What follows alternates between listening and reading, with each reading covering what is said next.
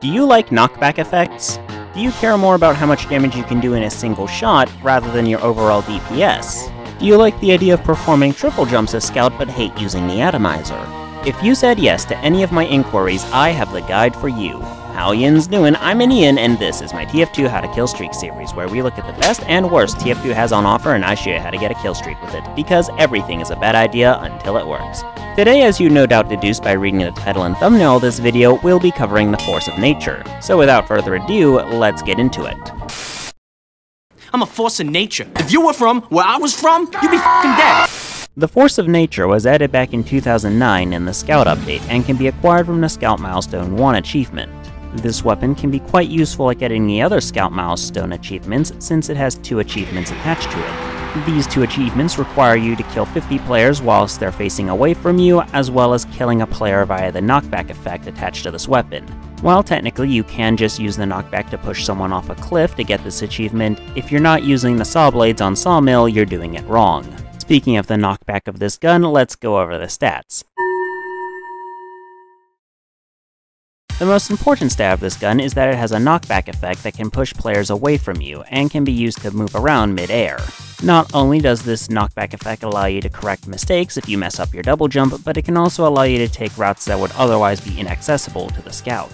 Unfortunately, however, the knockback effect of this gun will also mean that whenever you hit someone with it, they'll be shot further away from you, making your second subsequent shot do less damage, since your bullets will be spreading out over a wider area that's going to end up hitting less of the enemy. Thankfully, to compensate for this issue, you fire 20% more bullets per shot and shoot 50% faster, meaning the downside of your enemies being pushed away from you will be less of an issue than you might initially think.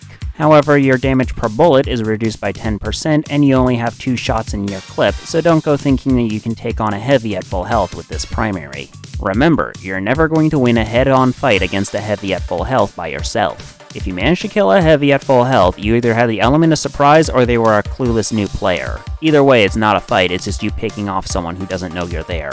Another interesting feature of the Force of Nature is, much like the previously covered Soda Popper, you reload your entire clip at once. Because of this, I recommend firing both shots in rapid succession to avoid wasting ammo. When using the Force of Nature, I recommend using the Fan of War, since the mini crit boost it can provide via marking players for death will make the issue of your primary launching foes away even less of an issue, since the fall-off damage from your opponents being launched further away won't be a factor when they're getting mini crit damage applied to them instead of regular damage.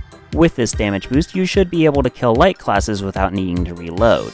Because generally speaking, in the heat of a fight, you won't have time to reload after every shot, I recommend using one of the pistols as your secondary when using this weapon, since swapping weapons as Scout is almost always faster than reloading. Also remember, the knockback you inflict with this weapon is proportionate to the damage you deal with it. So if your goal is to go for environmental kills, you'll want to be as up close and personal as possible. A good rule of thumb is if you're not close enough to give them a colonoscopy, you're not close enough to push them off a cliff.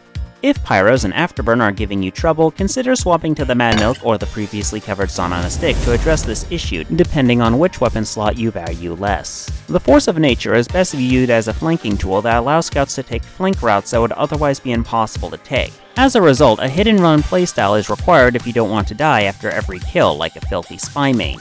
And we're not spy mains. Spy mains smell of milk and cigarettes. We smell of fish and soda. Speaking of soda, the Criticola is the perfect secondary for those of you who are able to get in, burst their load, and get out before the enemy team realizes you fucked their medic. This makes the Criticola the perfect secondary for 2 kinds of players. Players who don't care if they die immediately after getting a kill so long as they get the kill in question, and Force of Nature Scouts who don't have any environmental hazards to push opponents into. And remember, not all maps in Team Fortress 2 have stage hazards you can use alongside the Force of Nature to get environmental kills. So when the map is unable or unwilling to do your job for you, remember, even the best among us will run from certain deaths so we can get a kill against our opponents later when we have the opportunity. So don't go thinking that just because a player is on screen you should be trying to shoot them, especially if you're below half health and they know you're there. So grab a health pack and then fight them. What do you mean some Scouts do all the health packs? You're using the Force of Nature, you are the Scout who steals all the health packs. All in all, I give the Force of Nature a fun downgrade out of 10. By all accounts, this is a fun weapon to use in casual, but for the goal of getting a kill streak going, it's simply outclassed by stock. So use this when you want to get higher quality kills, not higher quantity kills. That's all for now. Like the video if you did, subscribe if you don't want to miss the next one, comment what weapons you want to see me cover in the future. I've been Ian, you have been you, and this has been my TF2 How to Killstreak guide to the Force of Nature. And stay tuned, the rocket jumper is coming up next.